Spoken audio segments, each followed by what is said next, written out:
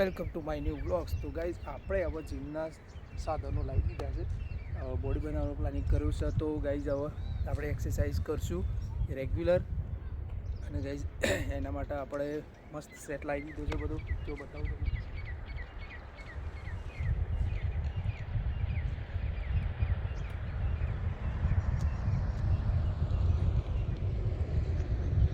તો ગાઈઝ આ છે આપણે નાનું ડમ્બલ્સ છે, જે આપણે 1 kgનું છે. એન્ડ એક આપણે બીજી મોટી રોડ લાવ્યા છીએ, એમાં છે આપણે 2.5 kgના છે, એટલે કે સમથિંગ 10 kgનું છે આપણા જોડે. અને થોડું આપણે હાર્ડવર્ક કરવા માગીએ છીએ, કારણ કે બેઠાડું જીવન થઈ જાય છે, એટલે કે સમથિંગ સવારના સેશનમાં કોઈ કશું કામ થતું નથી, અને સીધા આપણે નોકરી જઈએ છીએ ને હોજ મોડા ઘેર આવીએ છીએ, એટલે બીજું કશું કામ થતું નથી. એટલે આપણે પ્લાનિંગ એવું કર્યું કે હવે સવારના સેશનમાં થોડું પોતાના ફિટનેસ ઉપર ધ્યાન રાખીએ. અને કેવું છે કે શિયાળો છે, એટલે શિયાળો હોય એટલે આપણે કેવું કે પોતાની તંદુરસ્તી પર ધ્યાન રાખો. અને ઓલવેઝ તમે પોતે પરફેક્ટ હશો ને તો તમારું લાઈફ સ્ટ્રક્ચર બી પરફેક્ટ રહેશે. એન્ડ તમારે બોડી એટલે સમથિંગ તમારું શરીર કમ્પ્લીટ હોય ને તો બીજી કોઈ બીમારી આવે નહીં. તો તમારે કોઈ બી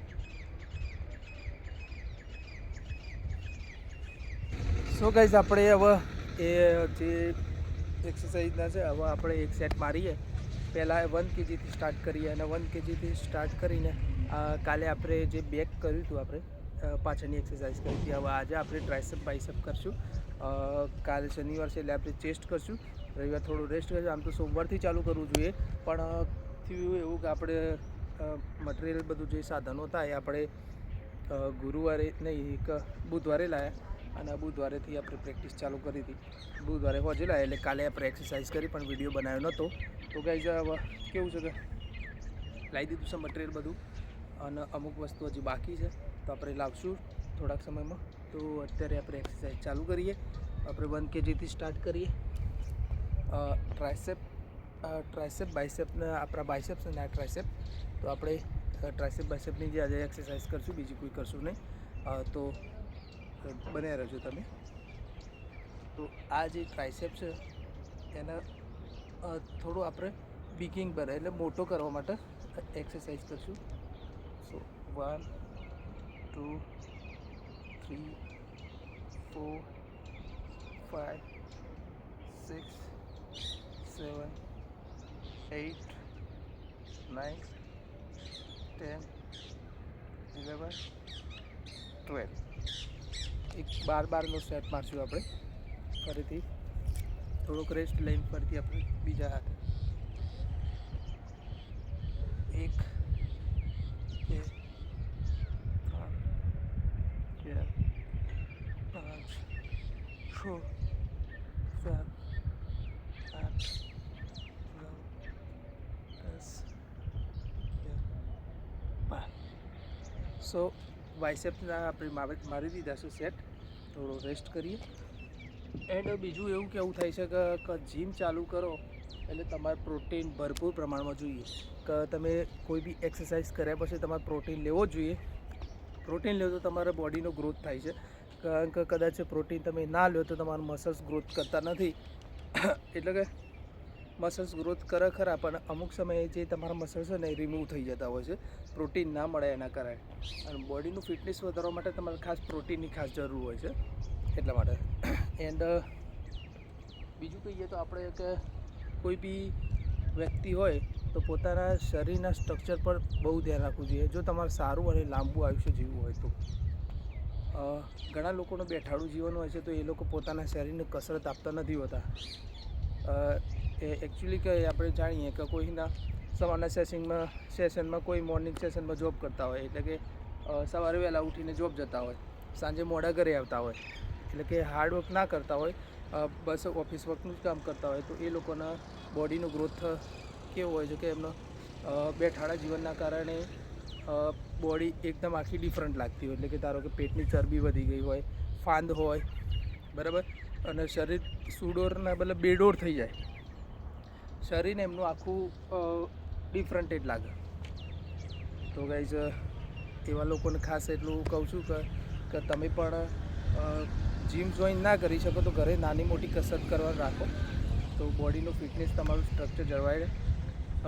કેવું છે કે અત્યારે ઓછી ઉંમરના લોકો બી બોડી એવું હોય છે ને તો એ લોકો ઉંમરલાયક લાગતા હોય છે. બોડી ઓછી હોવા છતાં પણ ઉંમરલાયક લાગતા હોય છે. અને કારણ એક જ કે એ લોકો ખાવા પીવામાં ધ્યાન ના આપે, બીજું કે પોતાના શરીર પ્રત્યે ધ્યાન ના આપે, અને ત્રીજું કે સમયસર જમતા ના હોય. આવા અમુક કારણોસર બોડીનું સ્ટ્રક્ચર ડિફરન્ટેડ થઈ જતું હોય છે. તો ગાઈઝ આપણે બાયસેપ કરે, હવે ટ્રાયસેપનો સેટ મારી તો બીજા 12 સેટ મારી. 1 2 આ જે છે ને ટ્રાયસેપ, બાયસેપ ટ્રાયસેપ. થોડુંક નજીક આવું જો 1 2 3 4 5 6 7 8 9 10 11 12. તો ગાઈઝ આપણે 1 kgથી સ્ટાર્ટિંગ કરશું, કારણ કે વેટ ઓછા વેટથી આપણે ચાલુ કરીએ તો થોડું આપણે બેનિફિટ રહે. કારણ કે વેટ વધુ હોય ને તો થોડું આપણને મસલ્સને કાં તો થોડી તકલીફ પડે, એના કારણે આપણે ઓછા વેટથી ચાલુ કરીશું. 1 2 3 4 5 6 7 8 9 10 11 12. સો ગાઈઝ આપણે કેવું છે, આગળ જે પહેલાં આપણે 6 મહિના પહેલાં જીમ ચાલુ કરી હતી, બહુ મસ્ત બોડીનું ફિટનેસ બી સારું થયું હતું. અને કારણ એક જ પ્રોબ્લેમ એ થયો કે જે આપણે સ્ટ્રક્ચર બી સારું બન્યું હતું બોડીનું. કારણ એવું થયું કે પોલીસની ભરતી આવી ગઈ એટલે આપણે કેવું થયું કે દોડવાનું રનિંગ કર્યું, પણ રનિંગમાં કેવું થતું હતું કે એક દિવસ જઈએ, એક દિવસ ના જઈએ, ઉઠવાનું મોડું થતું હતું, લેટ થતું હતું, એટલે આપણે આવવા જવાનું સેટિંગ થતું નહોતું. એટલે પછી પોલીસની ભરતીમાં બી આપણે વગર પ્રેક્ટિસે દોડ્યા, સમથિંગ લગભગ 1 મિનિટ માટે જ આપણે રહી ગયા હતા. 5 કિલોમીટર દોડી ગયા હતા એટલામાં વિધાઉટ પ્રેક્ટિસ. હું સમથિંગ લગભગ 2 દિવસ જ દોડ્યો હતો. એટલે કેટલું ખબર છે, 2.5 થી 3 કિલોમીટર દોડ્યો હતો. તો એનાથી વધારે દોડ્યો નહોતો હું ખાસ. એન્ડ પણ થયું એવું કે આપણે વિધાઉટ પ્રેક્ટિસે દોડ્યા હતા અને આપણે દોડી બી શક્યા. કે આપણે ફિટનેસ એવું સાચવ્યું છે કે એકદમ શરીર બેડોળ નથી કર્યું. થોડું આ પેટની ચરબી થોડી છે એટલે એ પણ એને આપણે એક્સરસાઇઝ દ્વારા આપણે એને સેટિંગ કરી દઈશું.